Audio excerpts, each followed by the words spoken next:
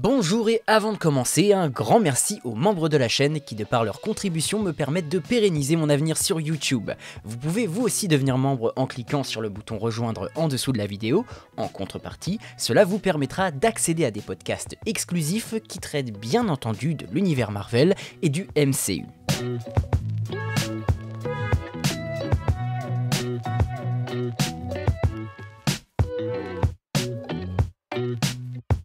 Bonjour vous, dites-moi, est-ce que vous avez vu toutes les séries Marvel? Bon, j'ai voulu me la jouer iconoclaste pour cette intro, parce que c'est un youtubeur que je vous conseille, de par son contenu qualitatif, et malheureusement, je ne pourrais pas autant en dire des séries Marvel.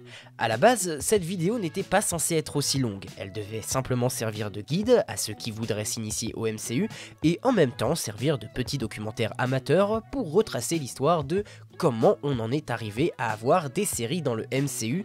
La vidéo elle-même devait s'appeler « Faut-il regarder les séries du MCU ?»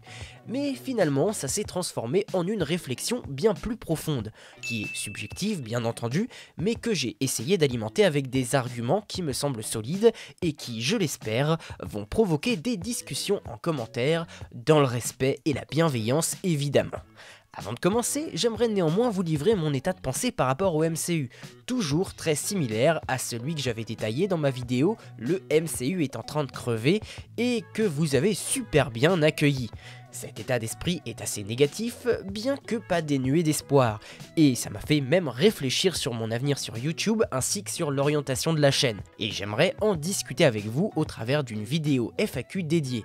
Je vous invite donc dès à présent au travers des commentaires de cette vidéo et via mes réseaux sociaux à me poser toutes vos questions. Je devrais d'ailleurs avoir une amie qui s'est proposée de venir me maquiller pendant la FAQ, ça rajoutera un peu de rayon de soleil et de fun sur la chaîne, donc n'hésitez pas à taper sur vos claviers, ça me ferait très plaisir. Et je vous arrête tout de suite, pour la vidéo d'aujourd'hui, je ne parlerai pas du vilain et terrible wokisme. Je sais que c'est un mot qui dégouline de la bouche de certains viewers dans mes dernières vidéos, mais je vais être honnête, je n'ai pas envie de traiter un sujet que je ne maîtrise pas. Sans compter que d'un individu à l'autre, la définition change, c'est juste impossible de débattre, et à la base, moi je suis sur YouTube pour partager ma passion avec les autres, pas pour me prendre la tête avec des gens. Si ça ne vous plaît pas, eh bien partez, je ne vous connais pas de toute manière. Ciao ciao. Mais assez blablaté et parlons de ce qui est devenu le MCU depuis Endgame et commençons par le commencement. Bonne vidéo à tous.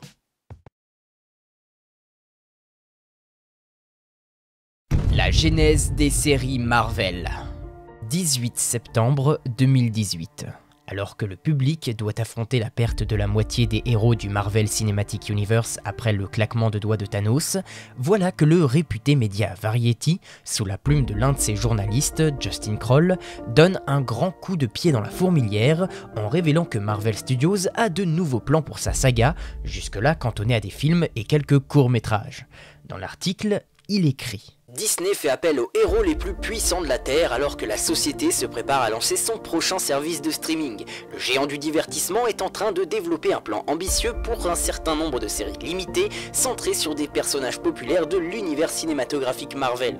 Ces séries comprendront probablement des émissions centrées sur Loki et la Sorcière Rouge, ainsi que d'autres super-héros bien aimés qui ne sont pas encore apparus dans leur propre film autonome. Pourtant, des séries Marvel censées être reliées au MCU, il en existe déjà.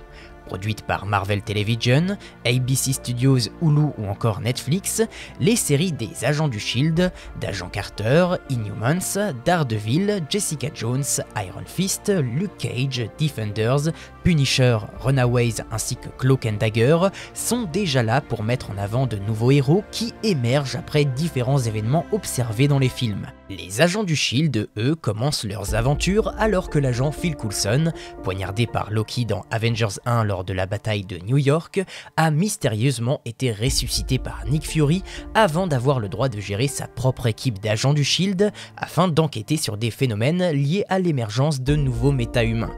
Daredevil, lui, est confronté à une criminalité qui ne fait qu'augmenter suite aux ravages causés par la bataille de New York, et notamment à cause de Wilson Fisk, alias le Caïd, bien décidé à faire de Hell's Kitchen son territoire.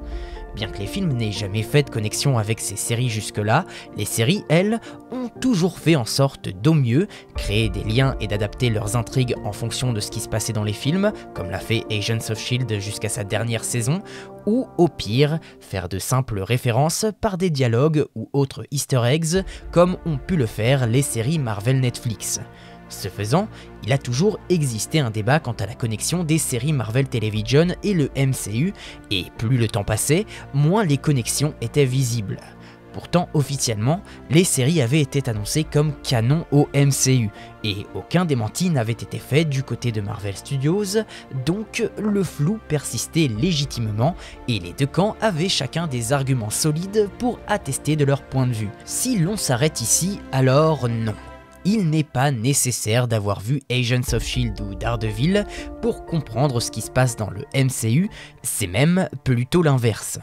Néanmoins, le 1er mars 2019, Kevin Feige, le grand patron de Marvel Studios, déclare pour le média comicbook.com à propos des nouvelles séries à venir: « Ce seront des productions de Marvel Studios. Elles seront entièrement liées à la fois au MCU actuel, au MCU passé et au futur du MCU. » Cette déclaration fait l'effet d'une bombe, puisque même si ce n'est pas dit explicitement, implicitement, on a l'impression d'entendre qu'étant donné qu'il s'agit cette fois de séries produites par Marvel Studios et non par Marvel Television, eh bien celles-ci seront vraiment liées au MCU.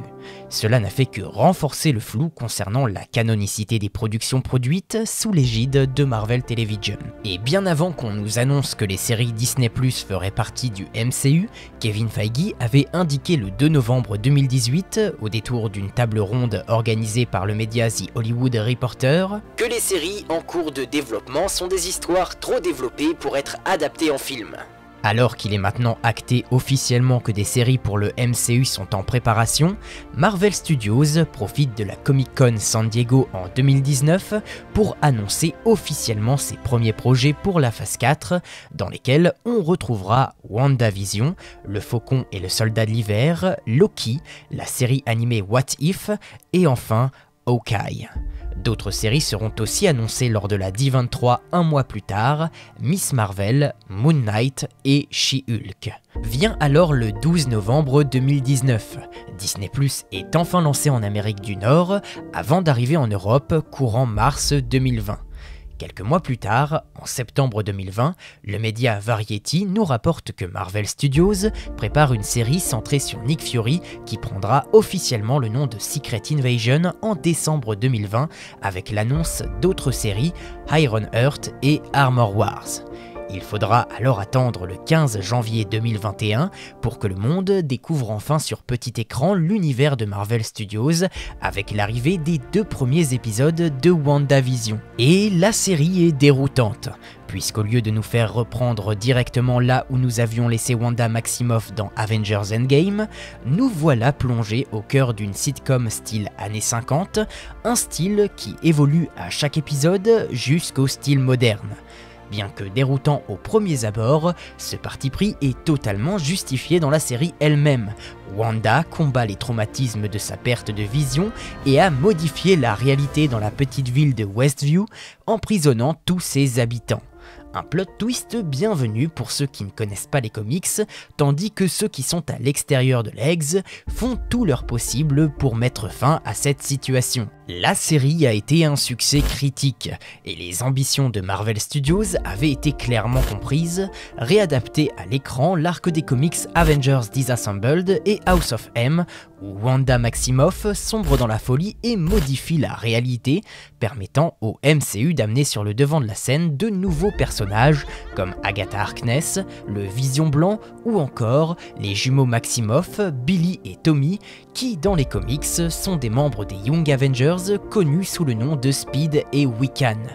Mais ce n'est pas tout, puisqu'au-delà d'avoir développé le personnage et l'univers de Wanda que nous ne connaissions qu'à travers des films d'équipe, Marvel Studios compte bien surfer sur le succès de sa première série Disney+, et en étendre encore plus son lore, en annonçant une série dédiée à Agatha Harkness, la mystérieuse antagoniste et détentrice du Darkhold, et qui n'a pas dévoilé tous ses secrets. D'abord intitulée Agatha House of Harkness, la série prendra quelques mois plus tard le nom d'Agatha Coven of Chaos avant de récemment changer de nouveau pour s'intituler Agatha Darkhold Diaries.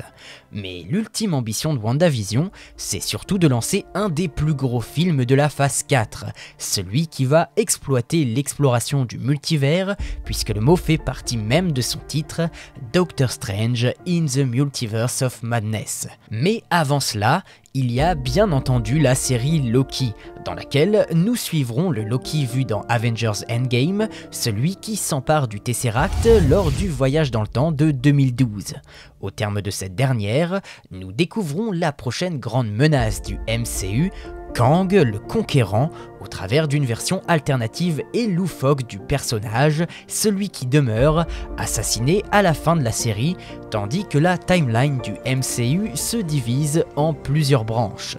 Loki semble avoir même un rôle plus important que celui de WandaVision, celui de nous montrer la genèse du multivers et de nous teaser la menace qui en découlera. Cela renforce alors l'aura de Multiverse of Madness, qui aura la lourde tâche d'exploiter le concept du multivers sur grand écran.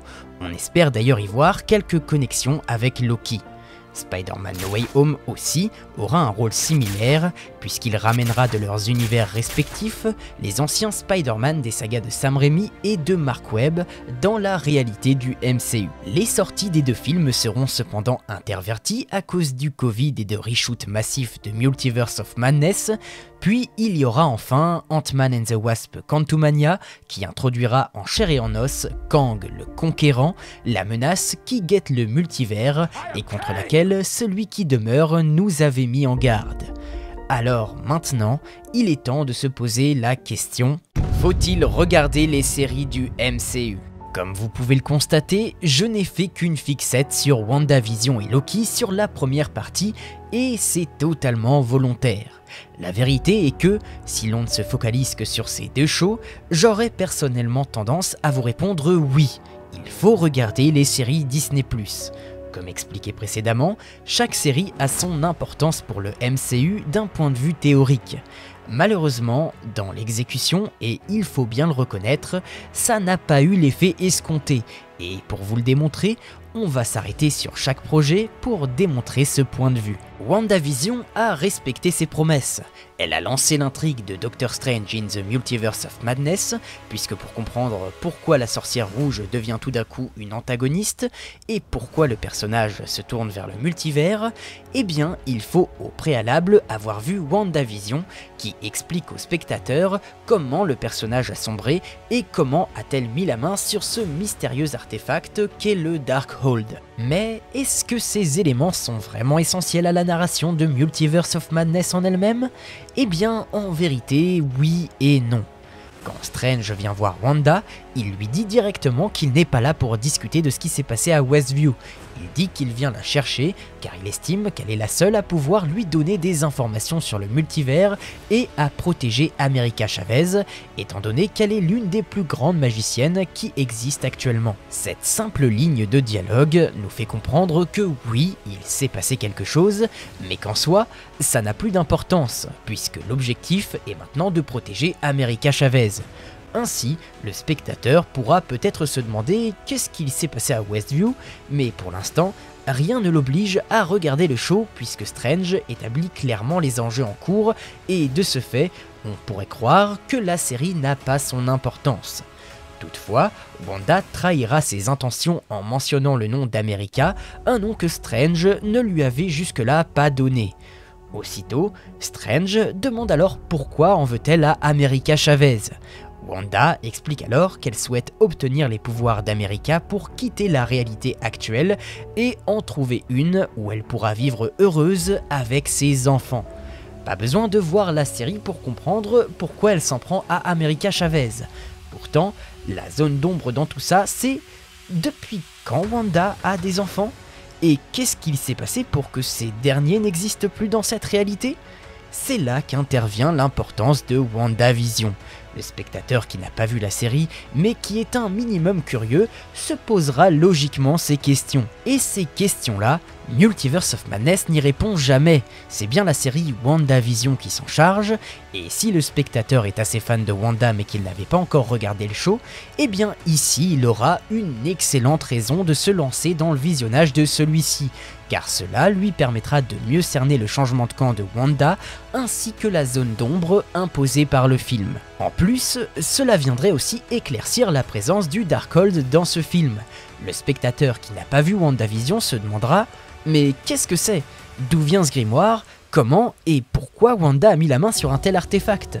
Bien que Strange expliquera qu'il s'agit du livre des damnés et que toute personne le lisant se retrouve corrompue, cela n'explique toujours pas comment Wanda a mis la main sur l'ouvrage. Pour WandaVision, je dirais donc que oui, il faut regarder cette série, d'autant plus que cette dernière a un succès critique assez retentissant. C'est une série qui vaut le coup d'œil, ne serait-ce que d'un point de vue créatif, avec ce mélange de sitcom pour réadapter un arc central de Wanda dans les comics. La majeure partie des spectateurs en ont en tout cas grandement apprécié l'intrigue. Donc si vous ne l'avez pas encore vu, ne vous arrêtez pas au côté sitcom qui ne dure pas toute la série et foncez-y les yeux fermés. Je ne serai en revanche pas aussi catégorique pour Loki. Quand on y regarde de plus près, le Loki que nous suivons n'est pas celui que nous avons connu, puisque l'originel est mort dans Avengers Infinity War. Ici, nous avons affaire à une version alternative, un variant, qui n'a pas vécu tout ce qu'a vécu l'autre, et qui de ce fait aura un développement de personnage et une évolution bien différente de son aîné.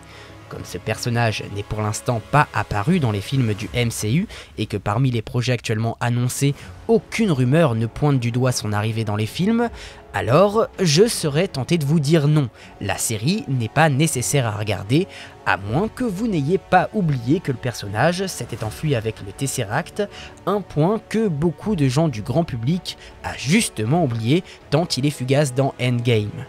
On pourrait contre-argumenter cette idée en évoquant que la série a tout de même ouvert la porte du multivers avec le concept de l'éternel flux temporel et de sa division. Mais là encore, dans les films, nous n'en ressentons pas les conséquences. Chaque film qui a eu l'occasion de parler du multivers, de réalité alternative et même de Kang le Conquérant ne font à aucun moment mention des événements produits dans Loki, contrairement à Multiverse of Madness, qui évoquait clairement les événements de WandaVision et qui laissait quelques zones d'ombre quant à certains éléments de sa narration.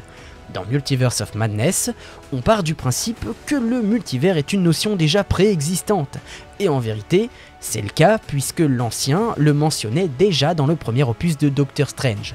Dans Loki, pourtant, on nous fait bien comprendre que la réalité du MCU était depuis le départ isolée en un seul et unique flux temporel, et donc qu'en un sens, le multivers était fermé. La série explique ensuite que lorsque celui qui demeure est assassiné, cela cause la division de ce flux, et ouvre donc le MCU à ses propres réalités alternatives, ainsi qu'à celles d'autres univers cinématographiques comme les sagas Spider-Man.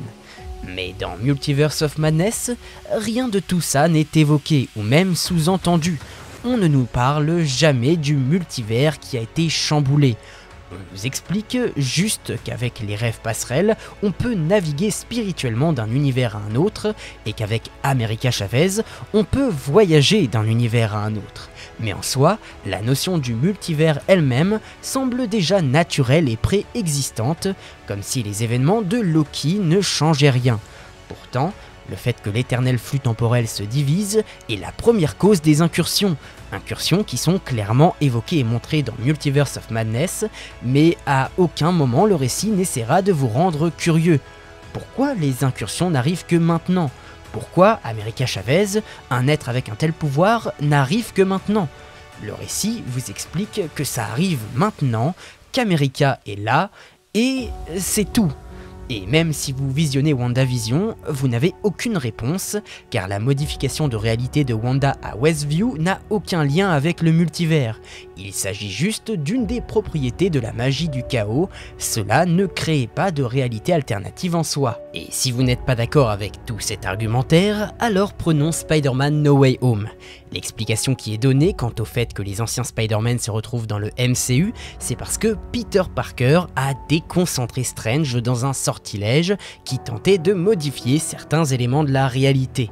La seule question que peut se poser le spectateur, c'est « mais pourquoi le sortilège de Strange a touché au multivers ?» Et en tant que fan, on le sait, depuis que celui qui demeure a été tué, le multivers s'est ouvert et des réalités peuvent entrer en collision.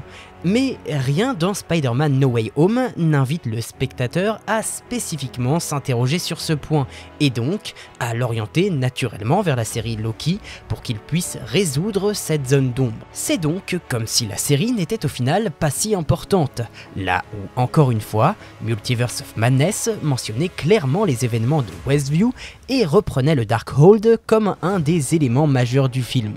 Et pour enfoncer le clou, on peut même mettre Ant-Man and the Wasp Quantumania dans la boucle. Comme pour Multiverse of Madness et No Way Home, on établit que le multivers existe tout simplement, le spectateur ne se pose pas la question de sa genèse, il doit juste partir du principe que ça a toujours été là, et c'est tout. Pourtant, s'il y a bien une chose qui prend son origine dans la série Loki, c'est bien l'arrivée de Kang dans la réalité du MCU. Si Sylvie n'avait pas assassiné celui qui demeure, alors l'éternel flux temporel ne se serait jamais divisé. Et pourtant, quand on regarde Quantumania, le spectateur n'a pas vraiment besoin de se demander d'où vient Kang, puisque le film fournit une explication qui est suffisante à la compréhension du spectateur. Janet a rencontré Kang lorsqu'elle était coincée dans le royaume quantique, c'est un être qui voyage dans le multivers, un peu comme America Chavez, et son objectif est de conquérir les réalités. Là encore, on vous dit que le multivers a toujours été présent, et donc que Kang aussi, et jamais on oriente le spectateur vers la série Loki. Par ailleurs, Quantumania s'occupe très précisément du pourquoi Kang n'est jamais arrivé avant, parce qu'il était coincé dans le monde quantique, comme si le scénariste lui-même avait voulu saboter l'importance qu'avait la série Loki. Certains diront alors que cette décision n'était peut-être pas plus mal, puisque maintenant pour suivre le MCU, il faut faire ses devoirs et tout regarder pour comprendre, et sur les réseaux, beaucoup de gens se plaignent de cet aspect. Alors, c'est vrai, mais la vérité c'est que ces mêmes personnes ne veulent pas admettre que le MCU a toujours fonctionné comme ça. Donc pourquoi faire les étonner? Certains nuanceront et diront qu'avant ils suivaient tout et que maintenant non. Mais qu'on soit clair, si les fans comme nous quittent le navire aujourd'hui, c'est essentiellement à cause du manque de qualité et non pas à cause de la quantité, car ça fait depuis 2019 qu'on est au courant de la multiplication des productions et avant que celles-ci sortent, très peu de personnes s'en plaignaient. Au contraire, ça hypait d'avoir plus de projets. Quand on voit que certains traînent du pied pour s'enfiler 7 ou 8 films Harry Potter, imaginez le MCU qui comporte presque une cinquantaine de projets, plus ceux qui ne sont pas encore sortis. Cet exemple est d'ailleurs parfait pour souligner que contrairement aux gros fans, le grand public, lui, s'est toujours plaint du nombre de projets à regarder, et on peut faire le même constat avec des sagas longues comme Star Wars, Fast and Furious, etc. etc.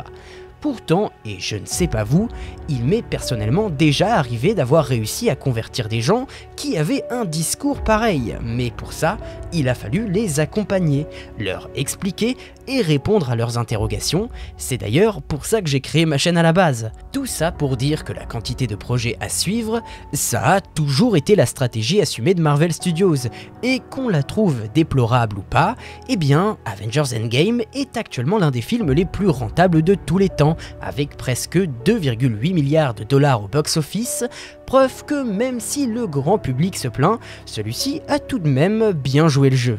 Je vais ici me permettre d'être un peu plus subjectif, mais si vous voulez suivre le MCU à fond, alors oui, évidemment il faut s'investir. Et c'est aussi ce point qui me fait dire qu'après le post-Endgame, Marvel Studios aurait clairement dû orienter sa saga avant tout pour les fans et prendre son temps pour nous proposer de la qualité sans pour autant renoncer à la quantité. Le MCU a toujours dû respecter un cahier des charges pour plaire au plus grand nombre, mais le problème, c'est que cela n'incite pas les studios à prendre des risques et à raconter, mettre en scène et adapter des histoires avec le plus grand soin possible, car il faut à tout prix nourrir le consommateur et lui proposer régulièrement du contenu pour que celui-ci ne parte pas. Le MCU, c'est comme de la cuisine. Le client a faim, et si tu ne le sers pas assez rapidement, il quittera le restaurant. Le problème, c'est que si tu cuisines mal en voulant aller trop vite, il quittera aussi le restaurant. Vous comprenez, cette stratégie est très limitée. Une limite d'autant plus flagrante quand on voit que la saga Avatar par exemple a laissé 13 ans entre ses deux premiers opus et malgré tout le temps passé, ça n'a pas empêché au second opus de devenir le troisième film le plus rentable de tous les temps derrière Endgame et Avatar premier du nom. Avatar est la preuve que si on a un jour un produit qui a su plaire à un moment donné, alors peu importe le temps qui passera, les gens viendront au rendez-vous si on nous promet des suites tout aussi bonnes. C'est aussi le cas de Star Wars, qui a laissé 16 ans entre la fin de sa trilogie originale et le début de sa prélogie. Si le MCU a su séduire pour sa saga de l'infini avec ses 23 films, alors il n'y a aucune raison que la saga du multivers ne plaise pas avec tous les projets qu'il a annoncés, sans compter que nous connaissons, nous fans, le contenu des comics, et nous savons que Marvel a tout ce qu'il faut pour nous offrir quelque chose de tout aussi entraînant, sans pour autant avoir des ambitions cinématographiques à la saga Avatar et James Cameron. Le MCU ne devrait donc pas être considéré comme un restaurant, et bref, je divague. Tout ça pour vous dire que Quantumania n'a pas fait l'effort de rediriger vers Loki.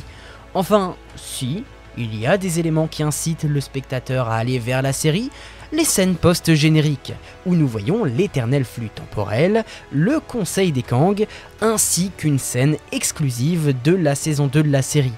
Mais soyons honnêtes, si on supprime ces scènes, rien ne change à la narration de Quantumania. Le film reste tout à fait compréhensible. Donc, malheureusement, et ça me coûte de devoir l'admettre, il n'est pas nécessaire de regarder Loki pour avoir vu Ant-Man and the Wasp Quantumania, ni quelconque autre film à l'heure où j'écris ces lignes, et pourtant, Loki est tout aussi qualitatif que WandaVision. Et c'est un constat qui s'ajoutera à chaque série, puisque aucune n'aura pour ambition de lancer d'autres films du MCU comme a pu le faire WandaVision. Si l'on prend le Falcon et le Soldat de l'Hiver, et bien dans Endgame, on abandonne Sam Wilson en sachant que Steve lui a confié le bouclier, faisant de lui le nouveau Captain America. Et la prochaine fois que nous reverrons Sam sur grand écran, ce sera dans le film Captain America Brave New World, et celui-ci endossera bien le rôle du Captain. Oui, il s'est passé des choses pour Sam entre ces deux films, mais le spectateur lambda n'aura pas nécessairement besoin d'avoir vu la série, puisqu'il sait déjà que depuis Endgame, Sam est Captain America. Il n'y a que le futur film Thunderbolts qui rendra le visionnage de la série obligatoire pour nous faire comprendre pourquoi Bucky est enrôlé dans une telle équipe, que s'est-il passé pour lui depuis Endgame, et qui est ce US Agent qu'on n'avait encore jamais rencontré jusque-là. À l'heure actuelle, il n'est donc pas nécessaire d'avoir vu Falcon and the Winter Soldier, et même si Thunderbolts inversera la tendance, dites-vous qu'il aura fallu attendre plus de 3 ans pour que Marvel Studios oriente enfin le grand public vers la série. Maintenant, si on prend un exemple plus récent, eh bien on peut penser à Secret Invasion. Nous savons depuis Spider-Man Far From Home que Nick Fury était caché dans l'espace, et que la prochaine fois que nous le reverrons, ça sera dans le film The Marvels. Et où sera-t-il dans The Marvels ? Dans l'espace. C'est comme si nous allions retrouver le personnage tel que nous l'avons laissé dans Far From Home, et de ce fait, le spectateur ne ressentira pas forcément le besoin d'avoir vu la série, puisque rien n'aura bougé pour le personnage. Il ne se posera pas de questions sur ce qui a pu lui arriver. De nouveau, les seuls éléments qui pourraient inciter le visionnage de Secret Invasion, c'est si The Marvels prend le temps d'évoquer la disparition de Maria Hill, de Talos et de la situation actuelle des Skrulls. Le problème, c'est que ces personnages sont des personnages plus que secondaires, et pour quelqu'un qui ne suit pas assidûment le MCU, difficile de croire que la mort de personnages qu'ils n'ont vus que très peu de fois et dont ils ne se souviennent sûrement même pas, les motiveront réellement à voir la série. Pour ce qui est de Hawkeye, She-Hulk, Moon Knight et Miss Marvel, eux sont des cas relativement à part. Il est évident que lorsque les personnages vus dans les séries apparaîtront dans les films, Kevin Feige l'avait déjà teasé au détour d'une interview, il vous faudra voir ces séries si vous voulez comprendre d'où ils viennent. C'est typiquement le cas de Miss Marvel, qui fera sa première apparition au cinéma dans The Marvels. Pour comprendre d'où elle sort, elle et son bracelet, la série sera un visionnage obligatoire, à moins que le film lui-même ne s'occupe d'expédier cela en quelques lignes de dialogue, comme a pu le faire Quantumania avec Kang. Il en va de même pour Moon Knight, mais surtout pour She-Hulk. Par ailleurs, les spectateurs seront sûrement surpris lorsqu'ils reverront Hulk dans les films et qu'ils apprendront que ce dernier a eu un fils. Et s'ils veulent savoir pourquoi, oui, ils devront s'infliger She-Hulk. Pour Kate Bishop, apparue pour la première fois dans la série Hawkeye, ça sera la même chose. Le truc, c'est que la série est dédiée à Hawkeye avant tout. Et si l'on regarde la fin de Endgame et la fin de la série, eh bien finalement rien n'a changé pour lui. Donc on pourra très bien être tenté de dire que non, le visionnage ne sera pas obligatoire, du moins pas tant que Kate Bishop ne soit apparue sur grand écran, et tout comme pour le variant de Loki, nous n'avons aucune indication de quand ça pourrait arriver. Là où Hawkeye pourrait éventuellement devenir obligatoire, c'est si vous décidez de vous lancer dans la prochaine série Echo, qui se centrera sur le personnage de Maya Lopez, introduite pour la première fois dans Hawkeye, et qui a un lien particulier avec Wilson Fisk, lui aussi réintroduit dans la série. Et la série Echo en elle-même sera obligatoire pour visionner Daredevil Born Again, car on sait que Fisk et Daredevil seront présents dans la série, et pour comprendre tout le parcours du Caïd, eh bien il faudra reprendre à partir de Hawkeye. De ce point de vue-là, c'est moins dérangeant, puisque toutes ces intrigues se déroulent dans les séries en elles-mêmes. On revient finalement à la formule optée par Marvel Netflix à l'époque de Marvel Television. Il fallait suivre les séries et les saisons dans le bon ordre pour tout comprendre et saisir tous les enjeux de la série Defenders, qui a fait un team-up de tous les héros urbains. De même si aujourd'hui il est toujours question d'un soft reboot pour les séries Marvel Netflix, beaucoup d'éléments laissent à penser que l'ancienne série Daredevil pourrait tout de même être canon, ce qui pose aussi la question de doit-on la regarder pour avoir toutes les clés en main lors de la sortie de Daredevil Born Again.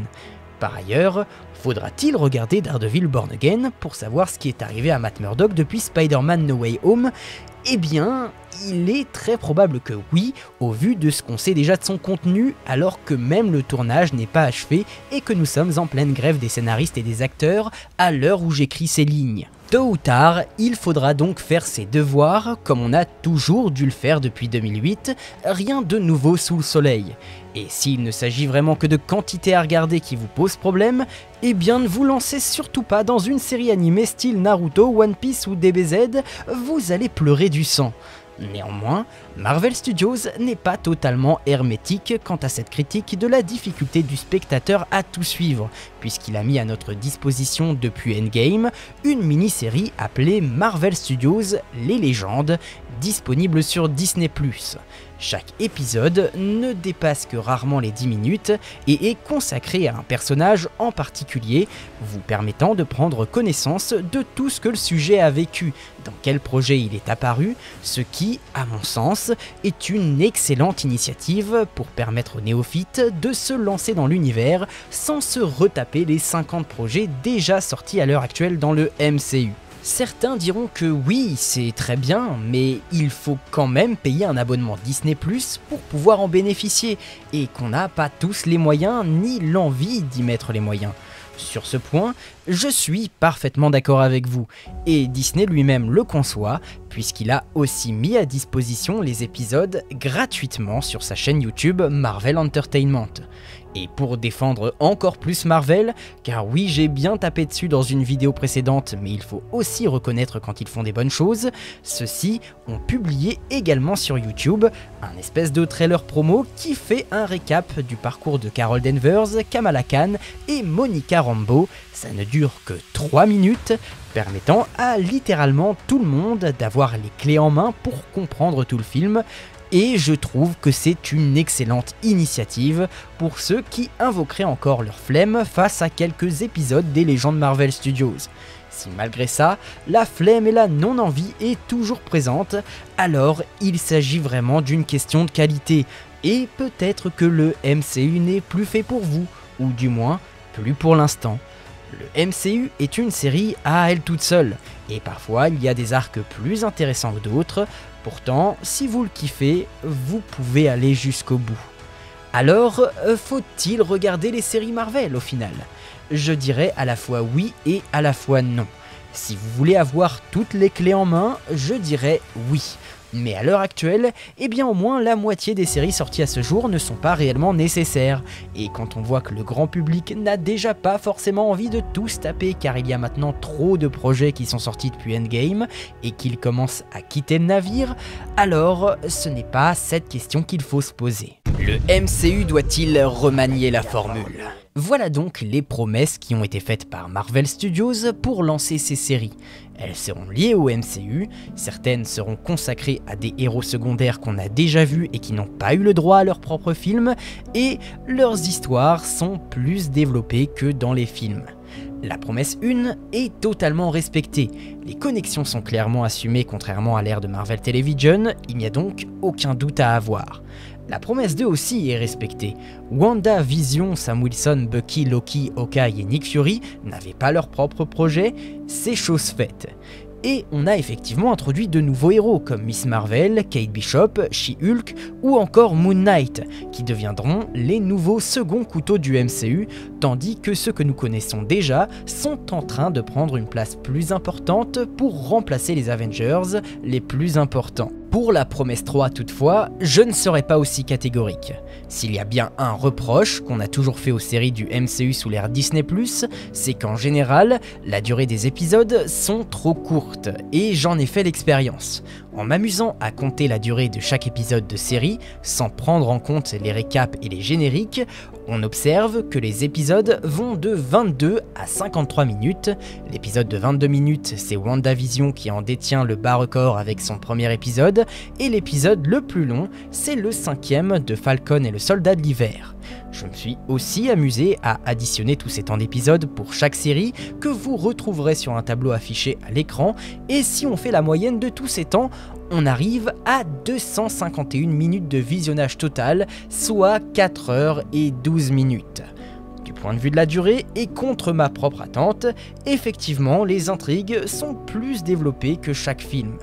Pourtant, si l'on s'intéresse au cœur de chaque série, et je ne m'étendrai pas trop là-dessus, beaucoup estiment que certains épisodes, et ce pour chaque série, n'est que du pur remplissage, ce qui laisse penser qu'on pourrait théoriquement couper du contenu inutile dans chaque projet, et donc peut-être faire tenir chacun d'eux en un film, plutôt qu'en épisodes qui ont en effet une durée bien inégale, à l'exception de Falcon and the Winter Soldier et Moon Knight, qui sont les seules séries à maintenir un flow continu d'environ 40 minutes par épisode. Alors oui, tout ça ce ne sont que des moyennes, mais si vous prenez maintenant Armor Wars, le projet consacré à War Machine, celui-ci a d'abord été pensé comme une série avant d'être repensé pour devenir un film. À votre avis, qu'est-ce que cela veut-il bien pouvoir dire ? Officiellement, c'est une question de budget. Le producteur Nate Moore explique que les ambitions pour le projet sont trop grandes d'un point de vue budgétaire et que de passer d'une série à un film permet une augmentation du budget. Un argument que perso je nuance quand on sait que les budgets de certaines séries Marvel sont similaires au budget des films. De mon point de vue, la vérité se trouve plutôt dans le fait que les studios ont très certainement entendu les critiques concernant la durée des épisodes et le côté remplissage, et que de ce fait, Armor Wars serait le premier à être remanié. Alors attention toutefois, la politique de durée des épisodes s'applique aussi à du contenu Disney+ hors Marvel.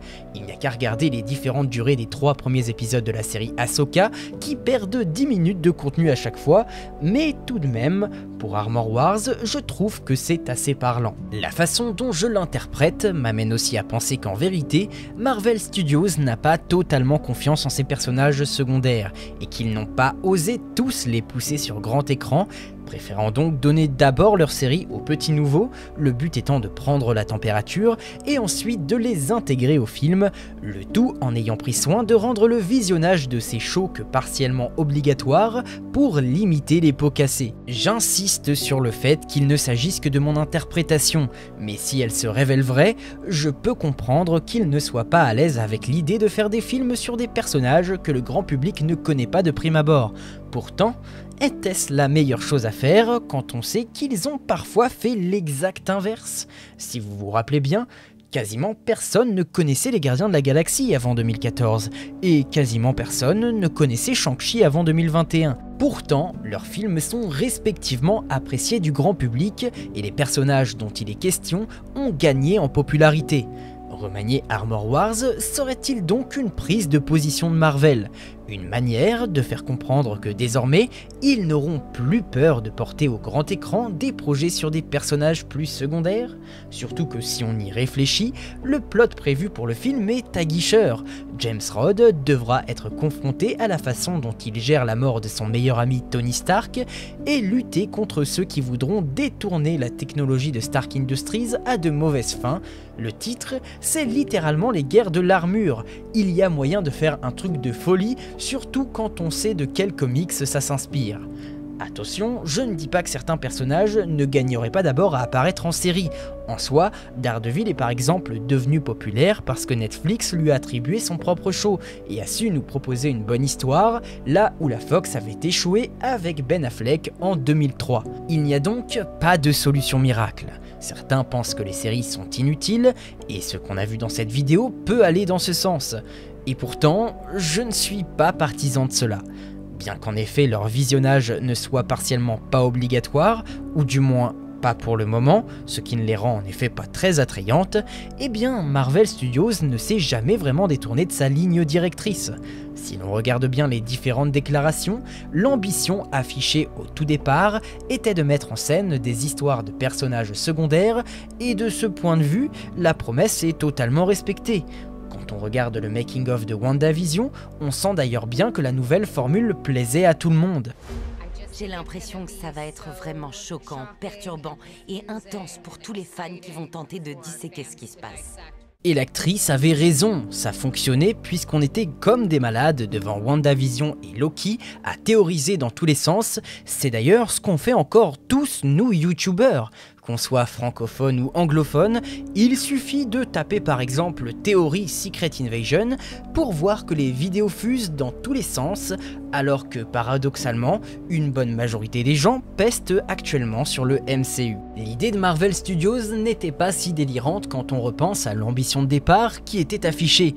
Développer l'univers étendu de la saga et nous permettre de profiter un maximum de nos héros actuels ainsi que de nouveaux héros, le tout en essayant d'accorder plus de liberté aux réalisateurs, showrunners et scénaristes. WandaVision, Loki ou encore Eternals sont de parfaits exemples. À ce sujet, Kevin Feige avait d'ailleurs déclaré à Entertainment Weekly le 10 novembre 2020 « Ces émissions Disney+ seraient quelque chose de nouveau, des mini-séries entièrement produites par Marvel Studios avec un contrôle créatif total et des histoires axées sur les personnages qui seraient plus explicitement liés à leurs homologues sur grand écran. Cela a vraiment stimulé la créativité de tout le monde au studio, l'idée que nous pouvions jouer sur un nouveau support et jeter les règles par la fenêtre en termes de structure et de format. » Malheureusement, là où beaucoup reprochaient à l'époque de la saga de l'infini qu'on ne laissait pas assez les scénaristes et les artistes s'exprimer, et que le MCU était une sorte de saga fast-food dans laquelle tous les films se ressemblaient car il y avait un cahier des charges à respecter et un grand public à contenter, eh bien aujourd'hui, la liberté qu'on a laissée sur certains projets n'est pas toujours couronnée de succès du point de vue de la réception du public. Bien que j'ai à titre personnel particulièrement apprécié Eternals et sa réalisation qui s'éloigne drastiquement de ce que propose habituellement le MCU, je sais que le film a divisé. Et au contraire, même si WandaVision est majoritairement apprécié, certains ont décroché avant même la fin de la série car ils n'appréciaient pas le style sitcom qui était pourtant totalement justifié dans l'intrigue même.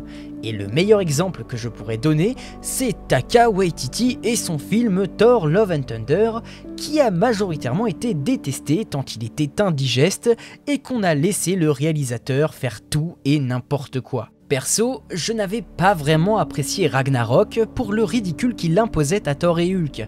Pourtant, la majorité du public avait apprécié, mais lorsque Taika Waititi avait déclaré la phrase suivante, je savais d'avance que je détesterais la suite. Ce scénario fait passer Ragnarok pour un film très sage et ordinaire. Ce nouveau film donne l'impression qu'on a demandé à plusieurs enfants de 10 ans ce qu'il devrait y avoir dans un film et qu'on a dit oui à tout. Voilà donc le risque que l'on prend en laissant carte blanche aux réalisateurs et aux scénaristes. Laisser la liberté aux créateurs et artistes, oui, mais à quel prix si c'est pour que ça devienne n'importe quoi? Sans cette liberté, on n'aurait sûrement pas eu WandaVision ou bien même Loki, mais sans cette liberté, peut-être qu'on aurait pu éviter les carnages qu'ont été She-Hulk et Thor Love and Thunder. Cela sous-tend encore plus l'idée de peut-être remanier la formule. Faut-il continuer à laisser leur liberté aux réalisateurs et scénaristes, ou ne vaut-il pas mieux les cadrer, comme ce qui a été fait pour la saga de l'infini? Ou tout simplement, n'y a-t-il pas un juste milieu à trouver entre les deux? Par exemple, quand on regarde Multiverse of Madness, on sent clairement que c'est à la fois un film du MCU, mais que Sam Raimi a tout de même pu apporter sa patte. On sait que les fans de Raimi estiment que celui-ci a été bridé, mais il faut se rappeler que nous regardons le MCU, une saga qui se veut avant tout axée sur un divertissement sans prise de tête et qui n'a pas de grandes ambitions de réalisation à la base. Ce n'est que mon avis, mais Multiverse of Madness a réussi à me divertir comme le font les meilleurs films du MCU, tout en essayant de pousser les ambitions artistiques plus loin en y ajoutant la patte horreur que maîtrise très bien Raimi, et j'aimerais avoir plus de projets de ce style à l'avenir dans le MCU car c'est toujours agréable de voir des films qui ne se ressemblent pas tous. Tout cela pour dire qu'au final, les séries sont des petits bonbons, des sortes d'histoires bonus qui sont là pour nous faire patienter entre les différents films. Elles ne sont pas obligatoires, mais sont des compléments d'informations bienvenus pour certains projets afin de nous permettre d'en apprécier pleinement la narration. Mais à trop vouloir mettre en scène de nouveaux personnages et d'intrigues dans tous les sens, Marvel Studios s'est un peu perdu avec cette formule télévisée. Et la preuve, aujourd'hui, beaucoup de gens ne sont pas intéressés par les futurs projets du MCU après le désastre qu'ont été She-Hulk, Thor Love and Thunder et les déceptions qu'ont été Quantumania et Secret Invasion. Beaucoup de spectateurs ont perdu l'intérêt de suivre le MCU et il est clair que des projets comme Echo par exemple ne sont pas nécessaires pour relustrer l'intérêt de la saga du multivers. Je suis donc d'avis, et je suis curieux d'avoir le vôtre en commentaire, que Marvel Studios ralentisse son nombre de productions à l'année.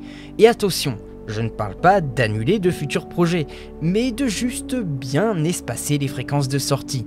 Quand on y réfléchit, à l'époque de la saga de l'infini, nous n'avions que 3 films par an, et c'était suffisant pour nous tenir en haleine. Aujourd'hui, le MCU s'est empêtré dans un rythme effréné et s'est éparpillé sur trop d'intrigues et de personnages, et nous avons droit à au moins 5 projets par an. Bien qu'on ait été friand de cette formule au départ, et que je ne doute à aucun moment que Marvel Studios saura refaire des liens entre tout ce qui a été montré jusqu'à présent, et bien aujourd'hui, quand on voit par exemple que cela a amené à un crunch des artistes VFX au sein de Marvel Studios, il est clair que ce modèle n'a aucune pérennité sur le long terme et que les studios gagneraient à ralentir la cadence afin de proposer plus de qualité.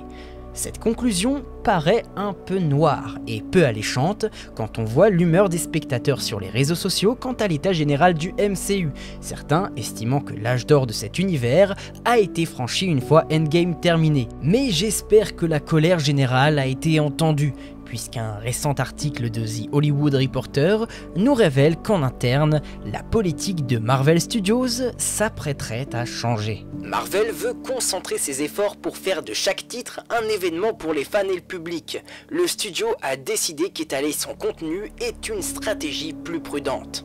Et la vidéo est à présent terminée, je vous remercie de l'avoir suivi jusqu'au bout. Si ça vous a plu, alors abonnez-vous, activez la cloche et lâchez le petit pouce bleu des familles qui fait plaisir. Je vous rappelle que vous pouvez aussi soutenir mon travail en devenant membre de la chaîne en cliquant sur le bouton rejoindre en dessous de la vidéo, et vous pouvez également me suivre sur Instagram ou Threads sur lesquels je poste plein de contenu. Tous les liens sont à l'écran et en description. Et quant à moi, je vous dis à la prochaine pour une nouvelle vidéo. Ciao!